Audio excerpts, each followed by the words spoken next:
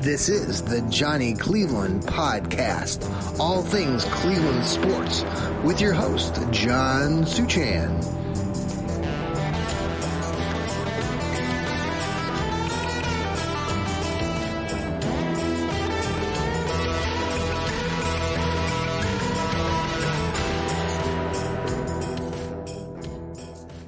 Well, good day, everybody, and welcome to another episode of the Johnny Cleveland Podcast. And if you're watching us live on YouTube or on the X or Facebook, you'll notice that we have a special guest. Yes, we do. We have Michael Davis from the Dallas Fans First Sports Network and co-host of Dad and the Boys. Michael, welcome aboard on this Saturday as we prep for a huge Cleveland Browns Dallas Cowboys matchup on prime time tomorrow afternoon at 4:30. How's it going? Dude, it's going awesome. Thank you for having me. It's very bold for you to welcome a Cowboys fan in here. But dude, football is back. I'm excited for it, and I just appreciate the invite. Well, we're growing fast and furiously here on Fans First, and we are the Fanatical Elves. You guys are part of the Dallas Network. We have some great guys, great content. Michael is one of them who has just joined the group recently, I think, and they're expanding by leaps and bounds.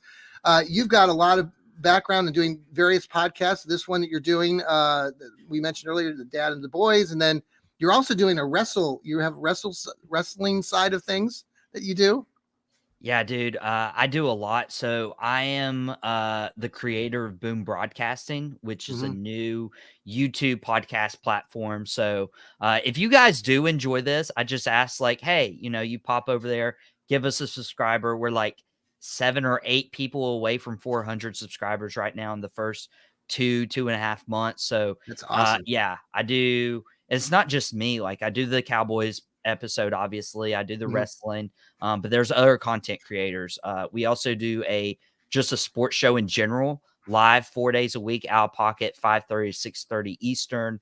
We do nightcaps for wrestling fans after Raw, SmackDown, NXT, Dynamite pay-per-views. There'll be one tonight.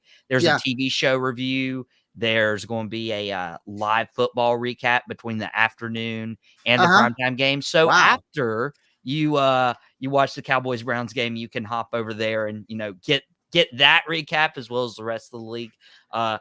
There's a Green Bay Packers podcast. I know none of us would be interested in that, but he does good. He does good. I was rooting for the Packers last night, but they fell up short. But dude, there's so much content. Couldn't do it by myself. So also a baseball podcast debuts this upcoming week, as well as a fantasy football podcast. We drop about 20-ish episodes a week. So there'll never be content you can't watch. That's amazing. So this is on your Boom. Mention that again. What's the name of it? It's Boom Broadcasting. So if people go youtube.com/@Boom Broadcasting, hit a subscribe. Tell a friend about it too. Yeah. Again, we're super. We'll share that out. We'll share that out after our show. Also, we'll be sending out the audio version of this on Spotify, on Apple, anywhere you can find our audio downloads. You can tune into this. This is looking forward to talking to you a little bit right now, Michael, about this big game coming up. By the way, before we get into that, I have a colleague here that I work with, Lou Marconi, who does the Burning River Browns talk, and you doing the wrestling stuff. I think the two of you would hit it off great, and maybe you guys could do a show or something down the line. So I'll be reaching out to Lou. Lou, if you're watching or listening, yeah. Well, people don't do this anymore. No, I know right. No, anyway, well, look, we got a big game tomorrow, and Browns fans are super excited. It's a home game here. Browns fans tend to really be emotional. You Cowboys over the years have been a little bit more consistent than us Browns. There's a lot going into this game, a lot of questions on our end.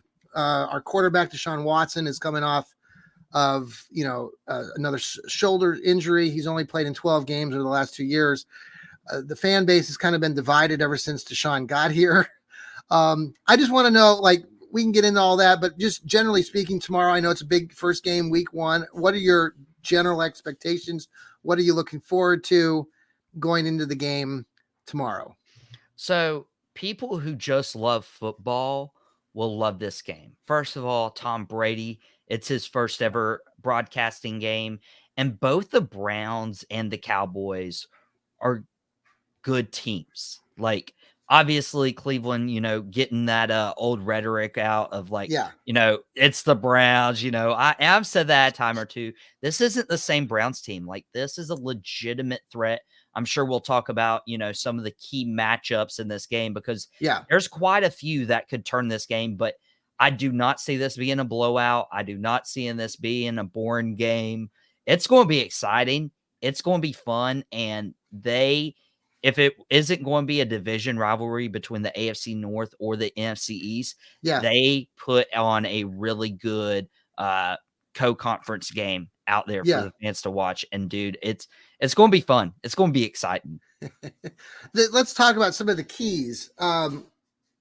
I'll start off by just suggesting that, I think it Browns fans, the Fanatical Elves, we've had our show on Thursday nights. We do the Fanatical Elves show, and all of us in the group, our group, suggested that, it's really going to be, in the trenches, looking at the offensive, the defensive lines of both teams.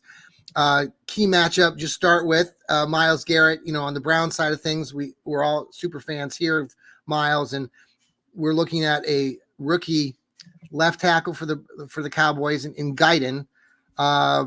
What do you think about that matchup first? And then we can kind of go through the rest of the line battle.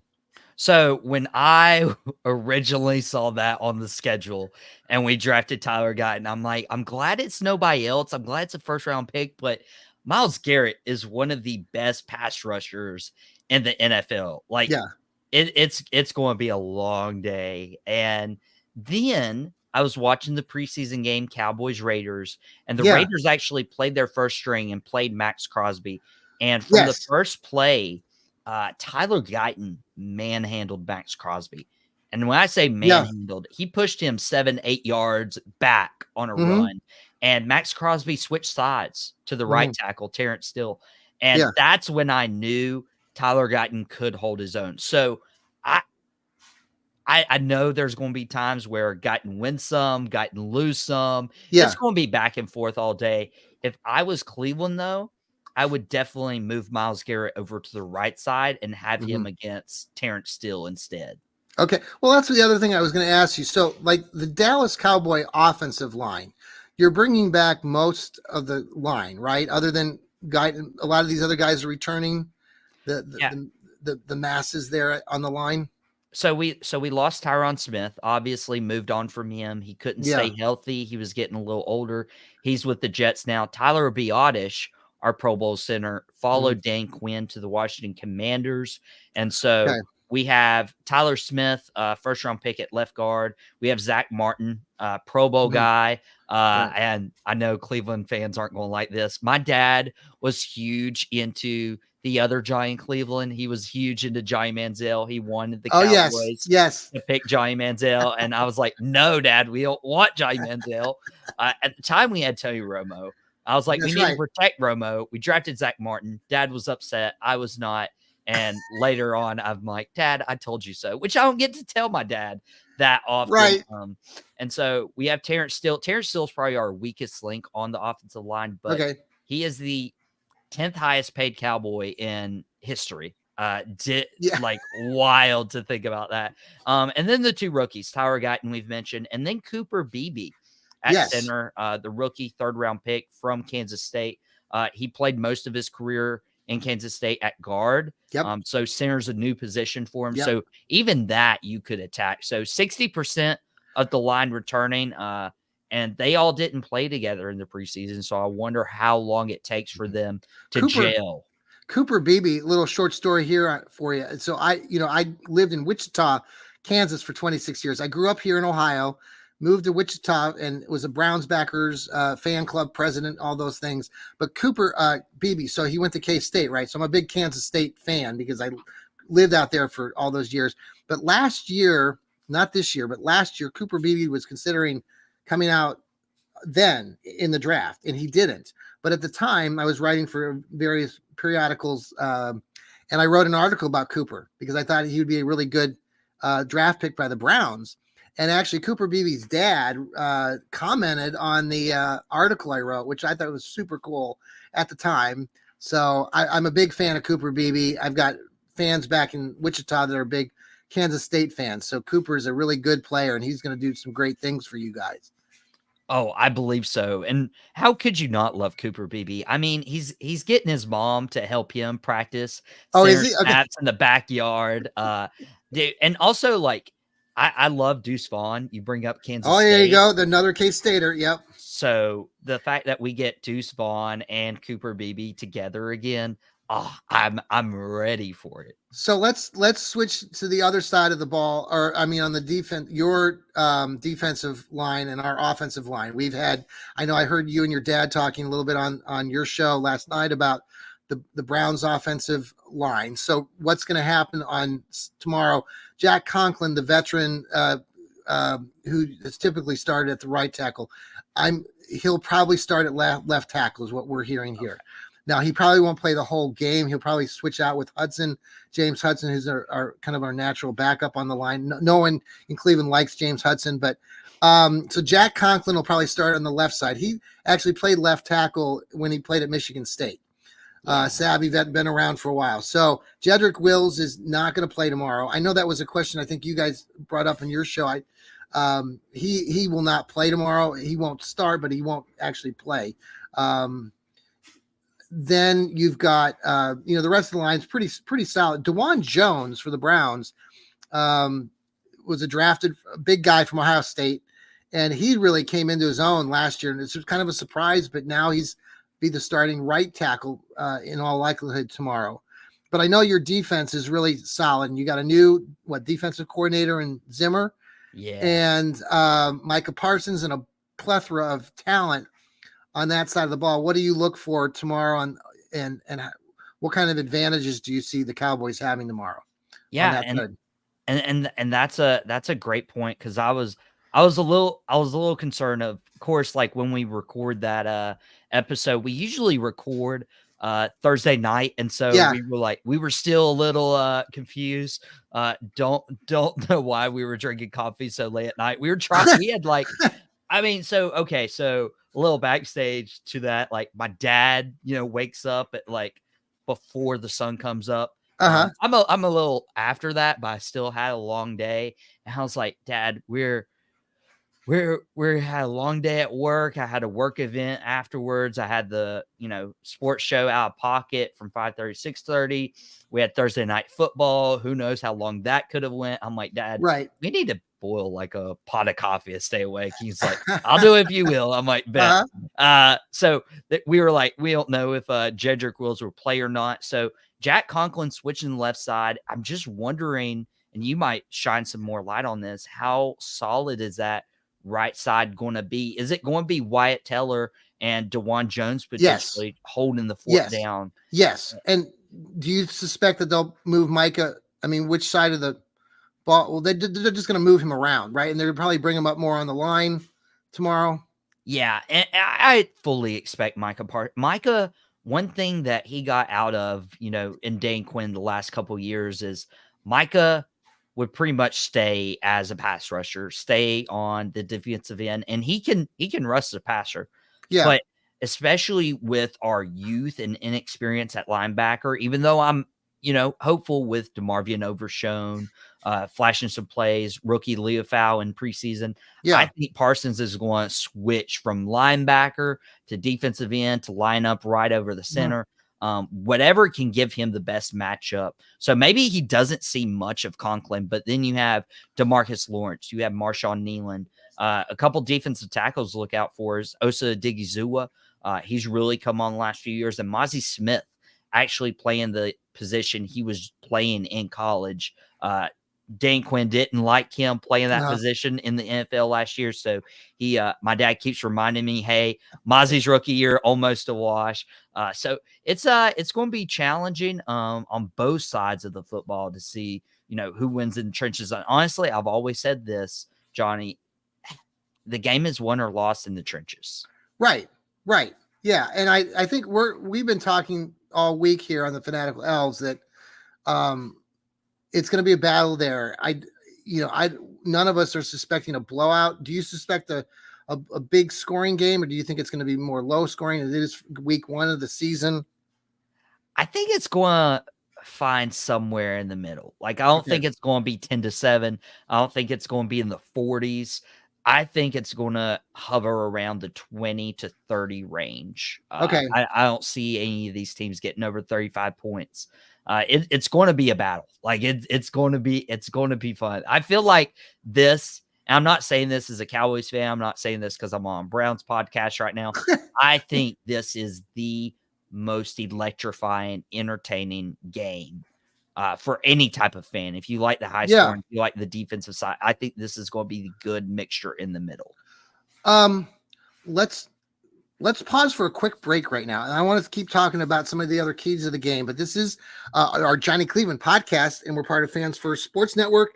We have special guest Michael Davis from the Dallas Fans First Network, and his show, he does a bazillion shows, but the one we have here is Dad and the Boys. We'll be right back after these commercial breaks. And we're back here on the Johnny Cleveland podcast. And I hope you enjoyed those scintillating commercials there, Michael. If you're listening to the audio broadcast, I did, for sure. Yeah. Oh yeah, great. Weren't they great? We did. We have so much great support. The Fans First Network is growing by leaps and bounds. We've been doing this, Michael, for a little bit over a year now here with the Fanatical Elves, and we've really grown a good fan base and following. And we're getting into the season, and we like to give away stuff. We're not giving away anything today. But we're doing we have a lot of new guys that are starting with our show too. And we got a variety of shows. So we just love having you be part of this today. And we're going to be doing more of these behind enemy lines sort of shows as we get to every game. The next week, the Browns play the Jacksonville Jaguars. Who do the Cowboys play next in week 2? So the Dallas Cowboys obviously play the Cleveland Browns this week. And, I do the whole like football, thing. We're as Bill Belichick would say, we're focusing on Cincinnati. Yes. No, we have Cleveland this week. And then the next couple of weeks, we have the Saints at home and then the Baltimore Ravens at home. So the Ratbirds. Yes, we loathe the Ratbirds here. You have to understand that the Ratbirds, they stole our team. They took our Browns away from us. Art Modell, the most evil owner of all time. Anyway, okay. So, I digress. Does that mean, obviously I know who you're pulling for week 1. Does that mean you're pulling for Dallas in week 3? Do we have common ground right there? Yes. For me personally, yeah. No, I the other night when they lost on the toe being out of bounds, it was a great moment. Just a wonderful moment. I was dead tired watching this game. I saw him catch the damn ball. I'm like, good, but then they showed the highlight and I'm like, yes, there's the toe. And it was a glorious moment because the Ratbirds, Lamar Jackson, overrated again, can't come through in the clutch. He had 2 plays prior to that where the guy was wide open. So, You've been listening to Out of Pocket. Thank you. I mean, where were you in the comments yesterday? I was getting flack from all these Ravens fans, whatever. I was like, well, they're not fans. They're the Ratbirds. I had a guy on our podcasting platform, great guy. He's gonna kill me here. You just collab with so many different people. Like, well, here's the thing. Well, this guy, he worked for me. So Joel Cade, he started with me. He and I wrote for Dog Pound Daily, which is a part of not Fans First, but it's part of Fansided. And we started writing for Dog Pound Daily several years ago. Anyway, Joel joined us when we began our podcasting a year ago, and his show was called What the Elf Was That? What the Elf Was That? And but one of his segments was Ravens hate, or Ravens hate segment, because we have to talk about why we hate the Ratbirds so much. So it's always great when something bad goes on with Baltimore.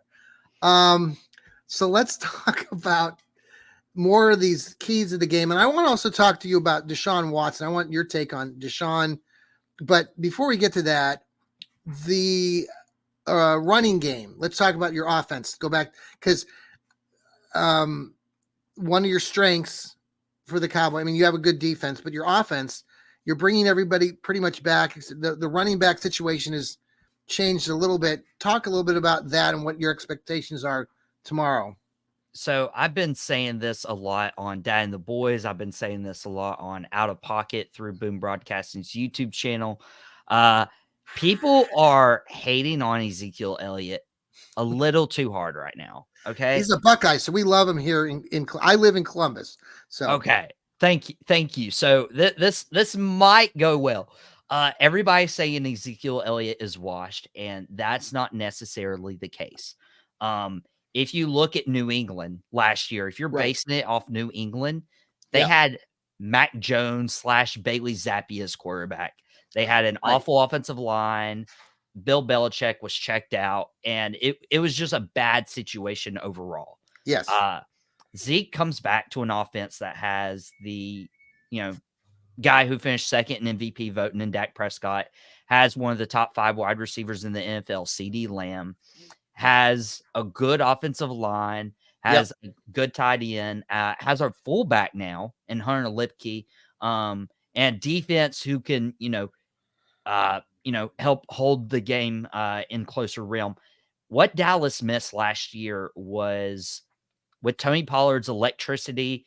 Tony Pollard wasn't a third and short back. He wasn't a goal line back. So Dallas was missing key opportunities to punch drives into the end zone. They had to settle for field goals or they had to settle for punts. Okay. With Zeke, and you've watched him in Ohio State, he still does this. If you try tackling him, he will fall 2-3 yards forward. He always does that. Right. So honestly, this is what we missed in Dallas last year. So I think Zeke is the running back 1. He's listed as that on the depth chart. Rico Dowdle will kind of play the Tony Pollard role a couple years ago as just, keeping Zeke fresh for later on in the season. Dalvin Cook is on practice squad right now. He'll get ramped up eventually to where he's splitting some of the carries. And Deuce Vaughn, we mentioned him earlier, Kansas State guy. Dude, I think Deuce Vaughn needs to be used more in this offense because you have a guy named Darren Sproles back in the day, wasn't? That's what I'm saying. That's the exact person I've compared him to. Another K-Stater. Dude, they're the same and they just bring something different to that team. Now, I heard Deuce Vaughn is from Austin, Texas. I guess I was talking to another one of your fans' first colleagues, and he grew up in Austin, I guess.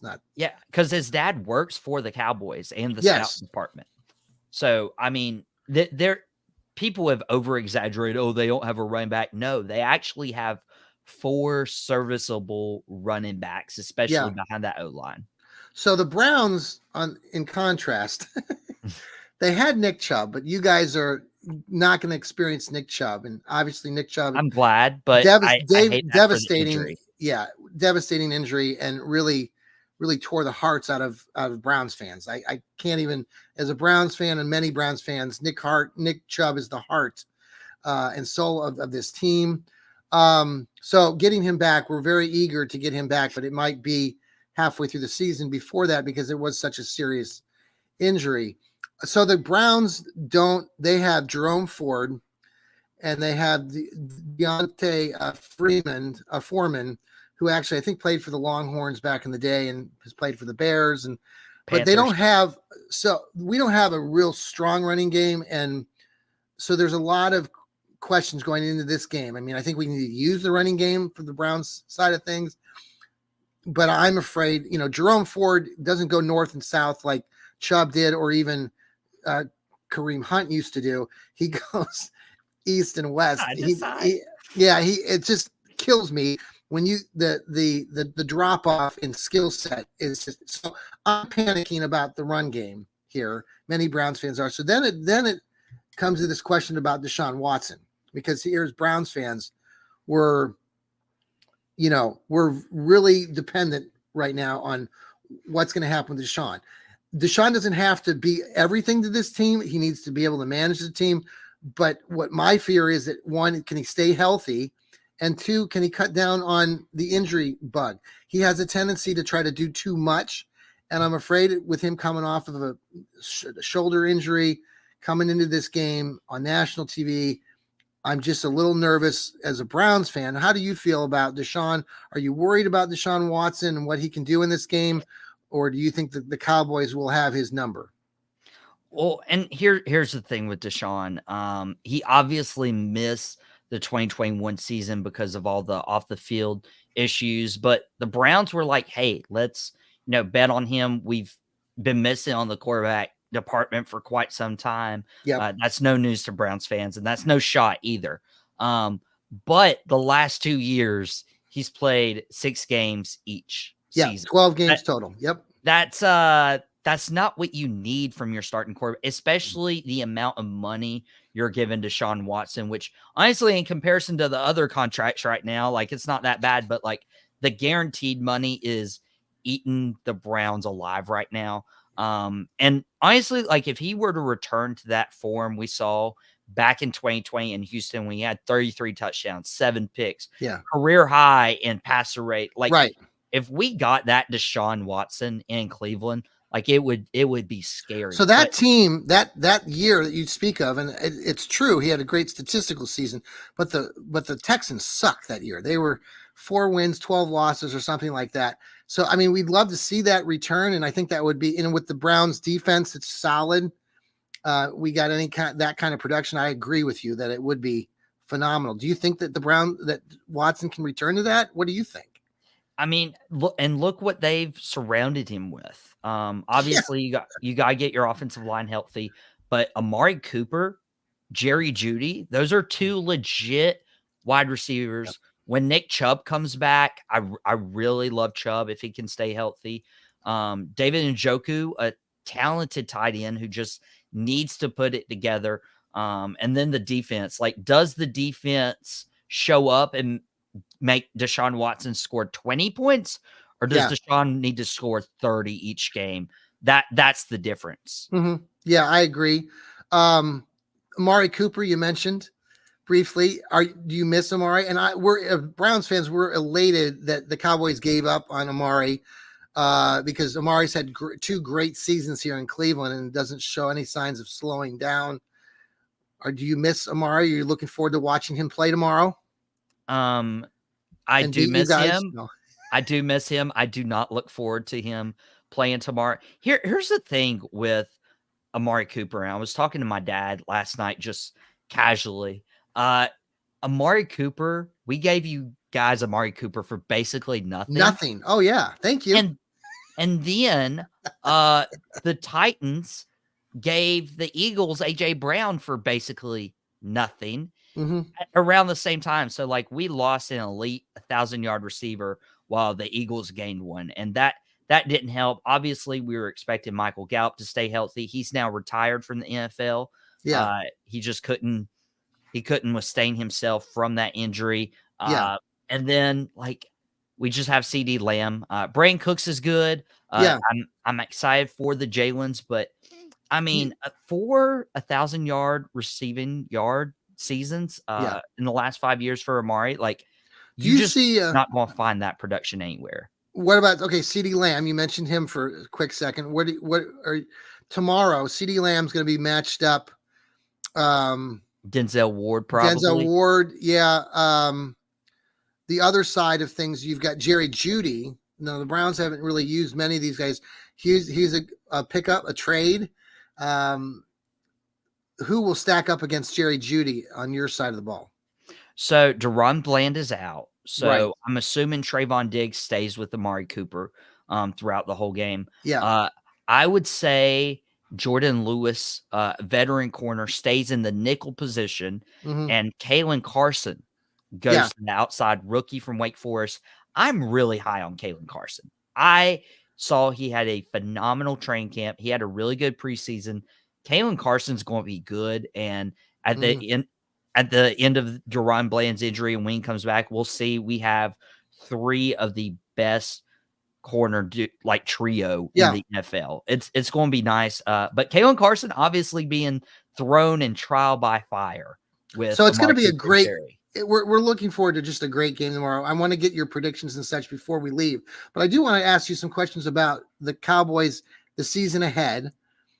They've had good seasons over the last 3 years. They've won 12 games, but their bugaboo again has been that they've lost when they get to the playoffs. They lost to Green Bay last year. What's going to change for the Cowboys? Because a lot of times, all these seasons, and I hear people now saying that the Cowboys can get to the Super Bowl or will get to the Super Bowl. What will get them to the Super Bowl in your estimation?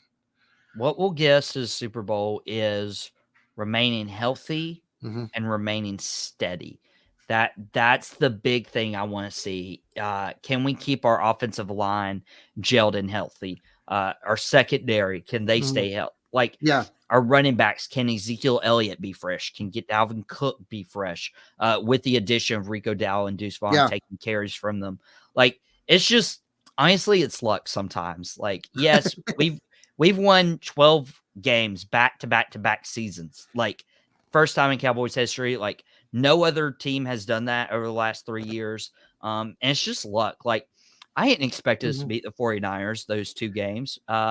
Packers, we should have won. But what happened in that game? So, what I believe is we played man coverage all year. Stephon Gilmore was hurt. Trayvon Diggs hadn't played since like week 3 of that year. So we were down Stephon Gilmore, who was like half a leg, Deron Bland, and we were playing guys off the street almost at that point. What I think happened was Dan's like, hey, let's go to zone, kind of mask the injury to Stephon Gilmore, and he just stayed in zone even when Jordan Love was lighting them up. So I feel like we would have been better playing man coverage, or at least making an adjustment when we saw, hey, this isn't working. We're down 3 touchdowns right now. We should not have lost at home to Green Bay. That should have never happened. But I honestly, like, if you told me that we won 12 games back-to-back years and we're in the playoffs, that's a lot better than those 8-8 seasons with Jason Garrett. So yes, people. Now, the last time that the Browns played the Cowboys, you remember that game in Dallas? Odell Beckham was still playing with the Brownies, Jarvis Landry, and your Dak Prescott was gone. Remember, he was injured or out that year. Remember that game? Did we have to bring that up? You know what? I have short-term memory loss. Yeah, I don't want you to remind I will say me this: either. 2008, though, week 1, the Browns did open up the season at home against the Cowboys and lost. I don't know if you that goes back about 13, 14 years ago. But so the Cowboys, it's going to be just electric atmosphere. You probably haven't watched many Browns games over the years. You're watching your Cowboys, but have you ever been to Cleveland? Have you been to Cleveland? I'm trying to not bring my inner heel out that I do on the wrestling podcast. Oh, okay. Do I need to cut a promo on Cleveland? I don't want to like ruin your audience. I've never been to Cleveland. Part of the reason is, I mean, it's a little drive for me. No, really? No. In addition, not a big LeBron guy, which I don't know how the cast, because I'm a Miami Heat fan. And so when he left Miami, he was like public enemy number 1, 2, and 3. Okay. Like, he was all of them. Yeah. Well, we were elated that he came back, but then he left again here, so he just can't make up his mind, right? No. So the only thing he made his mind up on was, getting his son drafted. That's true. How did you become a Cowboys fan to begin with? What's your fandom story?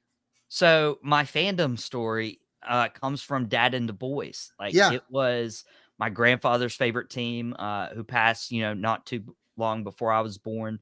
But my grandfather passed it on to my dad, and my grandfather, I may butcher this story, and my dad may be disappointed with how many times he's told it to me. But the general gist of it was his dad had looked at my dad and was like, look at that star on their helmets. Cowboys were playing at the time, the Washington Redskins. Yes. And he's like, we pull for the star on the helmet. And so Dad, took it the family tradition, and that's his one rule. Like Dad said, you can do anything you want in this household. You can pull for anybody you want, but you will Yes. not root against the Dallas Cowboys. And so around 2006 is when I started watching games weekly with Tony Romo, and Yeah. that's where I just took the fandom on my own, and it's been absolute bat. So that's why I wanted to do Dad and the Boys for Fans First, and Boom Yeah. Broadcasting is, I mean, that's where I got my fandom from. We get to sit Awesome. down a couple weeks, talk Cowboys, and he said yesterday on the show he'll never pick against the Cowboys. So hopefully I don't get disowned when I'm a little more logical, a little more realistic when it comes to expectations. Well, but I enjoyed listening to your show. I listened to you and your dad the other day, and it was great. So I would encourage any of you, if you are a Fans First Sports Network person, you want to keep up on the other teams. You want to check out Michael and his dad and all the stuff that you're doing over there. So, yeah, we have actually a colleague here, Sam Britton. He's a young kid, teenager still. He actually lives in Dallas, and he's a Browns fan. And he joined explain us. that one to me. I know. Well, these kids, he was smart, he but he comes on. I don't know if you've seen it on Thursday nights. You should check us out on Thursday nights at the Fanatical Elves show we have. And Sam joins us. He has his own show called The Browns Breakdowns. Great stuff. But he always wears his cowboy hat. He always has his cowboy hat on. I think he's 16 years old now, or 17 maybe. But just fun stuff. He knows his stuff, man. He really does. So really good for the kid. But so tomorrow, big game. Do you have any final like a game prediction score? How do you think it's going to play out tomorrow? So I was really back and forth on this, and I know when we started, I don't know if we were recording or we were just chit chatting. You're like, you're probably going to pick your Cowboys. Yeah, that wasn't always the case, because I was looking at the preseason. Dallas played basically none of their starters. Yes. Because they didn't want to risk injury. So, I mean, honestly, this is preseason starting for the Cowboys. We'll see how they're gelling, especially with that offensive line early on. So, it's going to be tough. It's a lot of the same for the Browns too. Many of our Browns players did not play in the preseason. So, which makes me a little more, confident in the Cowboys hopes. Because like if they had played a team like the Raiders, who played a good part of their starters in preseason, it would be tougher.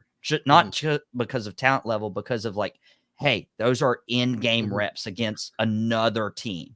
My prediction is it's going to be close. Amari Cooper probably is going to try to torch the Cowboys for, giving them up. But I really do believe in Mike Zimmer's defense. I feel like he's going to throw a lot of stuff at Deshaun Watson that he's not ready for. Again, Deshaun's played 12 games in the last 2 years, 12 games in the last 3 years. I mean, it's he's still rusty. He's still trying to get his. You use that word again. See, you use the word rusty.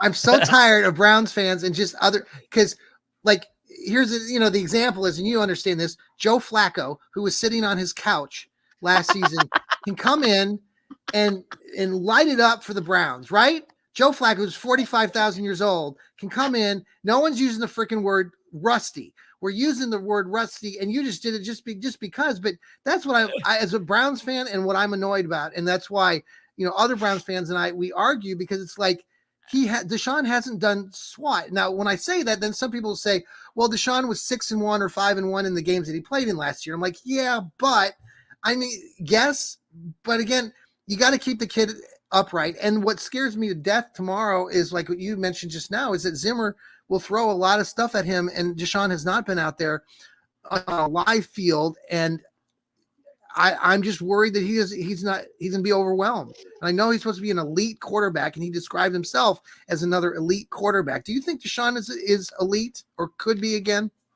So, do you have time for a quick 1 or 2 minute story? Yes. Okay. So I play fantasy football, and a couple of years ago, I was working at this place, and this guy didn't know how to be a commissioner. I've told that to his face too. He let 16 teams in the fantasy football league. If you've ever played fantasy, it's way too much. Yeah. And they weren't even interested. It was just like, I think he was trying to get money from people and trying to like load up the pie or whatever. So there was this girl who didn't follow fantasy football. She was like, sure, I'll play. Yeah. And so she didn't know anything. This was Yes. 2021.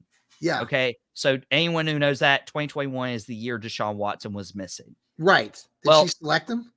Well, no, I drafted Deshaun Watson. Okay. And with a point in mind.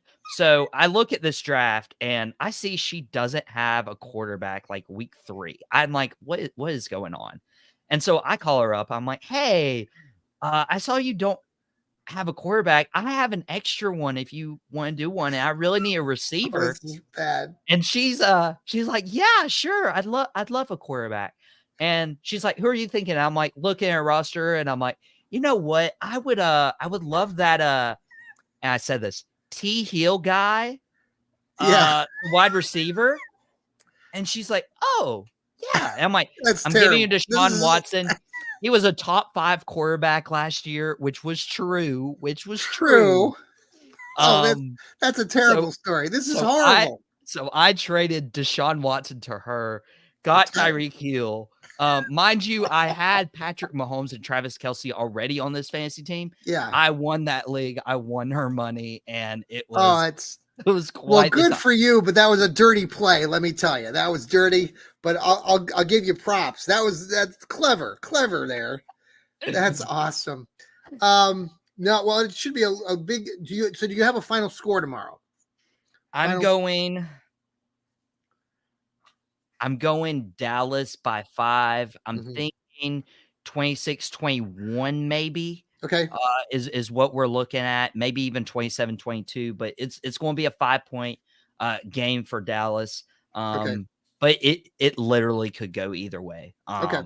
This is great. Again, the back and forth, especially with Dallas resting a lot of their stars in preseason, but they might get an advantage because of Deshaun Watson, how much or how little he's played. 23-17 is what I got. Browns winning 23-17. Now, Deshaun so we're in the 5-6 point range.